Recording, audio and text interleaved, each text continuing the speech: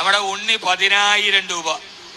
നമ്മുടെ ഉണ്ണിയെ മദ്രസ പണിയാൻ വേണ്ടി ചോദിച്ചപ്പോ ഹിജാബ് ഇട്ടുകൊണ്ട് വരുന്ന കുട്ടികൾ പഠിക്കുന്ന മദ്രസയ്ക്ക് ഉണ്ണി 10,000.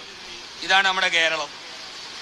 പള്ളുരുത്തി സ്കൂളിലെ തലയിലെ തട്ടമിട്ട് തന്റെ മുമ്പിലോട്ട് വരുന്ന വിദ്യാർത്ഥിയോട് ആ തലയിലെ തട്ടമൂരാ നിർബന്ധിച്ച് തന്റെ മുമ്പിൽ വന്ന ഒരു വിദ്യാർത്ഥിയെ ആ സ്കൂളിൽ നിന്ന് പുറത്താക്കിയതിന്റെ കാട്ടാള ചിരിയുമായി നിൽക്കുന്ന ചില ആളുകളുടെ ഇടയിൽ.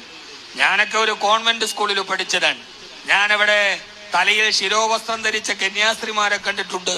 അവര് കരുണയും സ്നേഹവും ദയയുമുള്ള, നമ്മളെയൊക്കെ ചേർത്ത് പഠിച്ചവരാണ്. മുസ്ലിം വിദ്യാർത്ഥിയാണ് ഞാൻ പഠിച്ചത് ഇടുക്കി ജില്ലയിലെ ആറക്കുളം സെന്റ് മേരീസ് ഹൈസ്കൂളിലാണ്, സെന്റ് ജോസഫ് LP സ്കൂളിലാണ്, സെന്റ് തോമസ് UP സ്കൂളിലാണ്. എന്റെ സ്കൂൾ വിദ്യാഭ്യാസം മുഴുവനും കോൺവെന്റ് സ്കൂളിലാണ്. ഞാൻ ധാരാളം കന്യാസ്ത്രീകളെ കണ്ടു.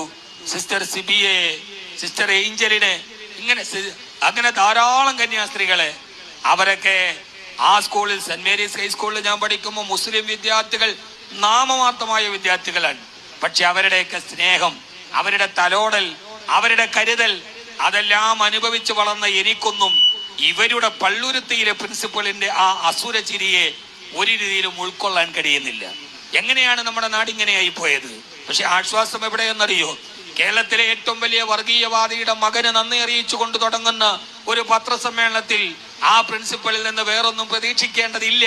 കാരണം ചേരേണ്ടവർ തമ്മിൽ ചേർന്ന ഒരു നാടകത്തിന്റെ പരിണിത ഫലമാണത്. പക്ഷേ ആ കുട്ടിക്ക് വീണ്ടും ഞങ്ങളുടെ വേറൊരു കോൺവെന്റ് സ്കൂളിലേക്കാണ് ആ കുട്ടി അവിടെ നിന്ന് TC എടുത്ത് തീർക്കുന്നത്. അവർ പറയുന്നത് പള്ളുരുത്തിയിലെ തന്നെ എല്ലാ സ്വാതന്ത്ര്യത്തോടു കൂടി തട്ടമിട്ട് ഹിജാബിട്ട് അവൾക്ക് ഞങ്ങളുടെ സ്കൂളിലേക്ക് വരാമെന്ന് ക്രിസ്ത്യൻ മാനേജ്മെന്റിന്റെ സ്കൂൾ തന്നെയാണ് അവളെ വീണ്ടും മാടി വിളിക്കുന്നത്. ഒരു ഭാഗത്ത് രാക്ഷസന്മാർ പണം പിടർത്തുമ്പോൾ മറുഭാഗത്ത് ദേവന്മാരുടെ സമീപനം ഉണ്ടാകുന്നത് നമ്മുടെ ഈ കാലത്ത് നമ്മൾ കാണുകയാണ്. ഇതൊന്നും ഈ കേരളത്തിന്റെ ഉള്ളിൽ തെരഞ്ഞെടുപ്പ് മുന്നിൽ വരുമ്പോ വർഗീയെ കത്തിച്ചൊലിപ്പിക്കാൻ കാണുന്നതിലെ ഉപായം.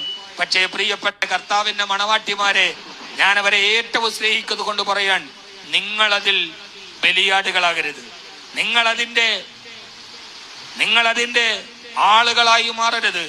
ഈ ശിരോവസ്ത്രം ഉത്തരാഖണ്ഡിലും ഉത്തരേന്ത്യയിലും ഈ ശിരോവസ്ത്രത്തിന്റെ പേരിൽ നിങ്ങൾ ആക്രമിക്കപ്പെട്ടപ്പോ, നിങ്ങളുടെ 2 സഹോദരിമാരെ ആൾക്കൂട്ടം ആക്രമിച്ചപ്പോ, അവർ പോലീസ് സ്റ്റേഷനിൽ അടക്കപ്പെട്ടപ്പോ ആ ശിരോവസ്ത്രത്തെ ബഹുമാനത്തോടെയും സ്നേഹത്തോടെയും കണ്ടവരാണ് ഞങ്ങൾ.